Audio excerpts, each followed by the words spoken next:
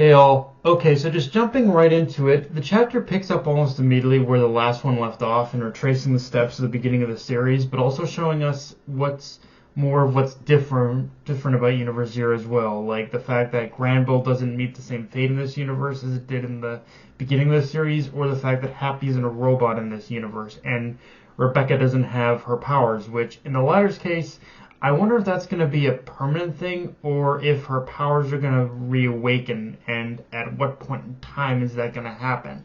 Because I'll be honest, for as much as I love the Bilal Gore arc, if Mashima is committed to this idea of showing the similarities but also the differences between the world we know and Universe Zero, then I say completely skip over the Bilal Gore arc and have the circumstances of Rebecca awakening her powers be different as well, or just the memories, or just the moment in time where her memories, like the memories of her powers return, be different. Like maybe have them awaken when she meets her mother or something. Or just any scenario. I mean, just the fact that there's already so many differences tells me that Mashima is setting the stage in a way where the reunion between mother and daughter is going to go much differently than it did before. So why not lean into that in regards to Rebecca's awakening of her powers as well? And mind you, all of this is on the pretext that she'll even awaken her powers at all. But again, with Rebecca's powers being kind of an offshoot and an offshoot of the power of something she inherited from her mother, I think it's more than likely that they will awaken. It's just a matter of when. Of course, we do gotta talk about the biggest difference, which is that unlike before, where Rebecca and Shiki left Granville on that small little spacecraft, this time around they left in style on board the Eden's Zero, and were reunited with Witch all over again. Which, yeah, there's a lot to dissect with this one. First and foremost, the obvious question, which is if Eden Zero was gifted to them by Granville and not Elsie. That kind of makes me wonder what Elsie's fate is in this universe timeline and where she is exactly, because so far, just based on the small bit of context, I have to assume the Civil War on Lender never happened in this universe and that she's living out her life peacefully, possibly married to Justice at this point.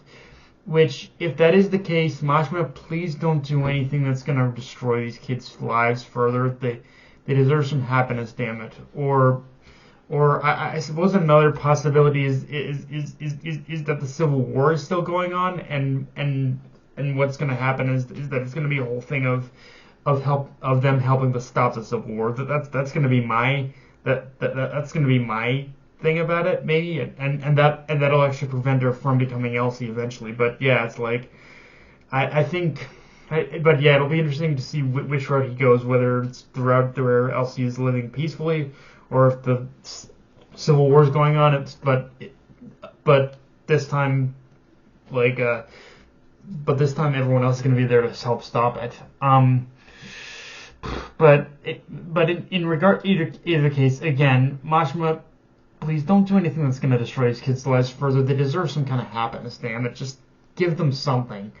And yeah, let's talk about which I think is where the true crux of this story of this arc is really begins, because as we see, which doesn't have the memories from the old universe, and from what I remember in terms of the rules Mashima has set up with robot memories operating on a different spectrum from human memories, I don't believe we're gonna see a moment where she regains her memories like the others have, or even Ivory and Hermit for that matter. But I will be curious to see how he plays this as well, because the common theme is starting from zero or the beginning. So how is that going to factor into whatever effects keeping this version of Witch alive will affect the version which we know in the main universe or whatever? Like we know, aside from which we know, aside from the obvious of possibly rewriting her death, like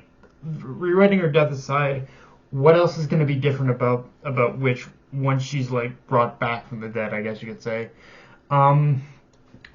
And yeah, I'm not gonna lie, I don't want to get my hopes up too high about this, but I do kind of hope that I do kind of hope in a weird way that we get to see like Valkyrie alive. Like I'm not gonna lie, the reunion between like between which Rebecca and Shiki was so heartwarming that it's like I want to see Valkyrie alive. I really hope we can maybe do something there, but I don't know if that's actually going to be the case. Although it does make me curious how the whole thing with it does still make me curious as to how the whole thing with Homura is going to play out. Like Homura's, if there are going to be any changes with Homura's story in Universe Zero, or if it's going to be all the same. Like that's going to be something interesting as well. I'm going to be curious about if Valkyrie is still alive here, or if it's going to be a completely, or if, and again, all that is predicated on whether Valkyrie's alive or if she's still dead. Like, yeah, that's the one thing I'm kind of curious about. I think if I remember correctly, I think Valkyrie's death, to my knowledge, might have kind of played into the idea of some things can't be changed. So maybe that was so maybe Valkyrie still has to die. That's something that can't be changed here. But again, I'll wait and see. I don't want to assume too much. Putting all that aside, though, for now, with the way this chapter plays out, it makes me think that Ziggy is not going to be a villain anymore. Like, either he's going to remain dead.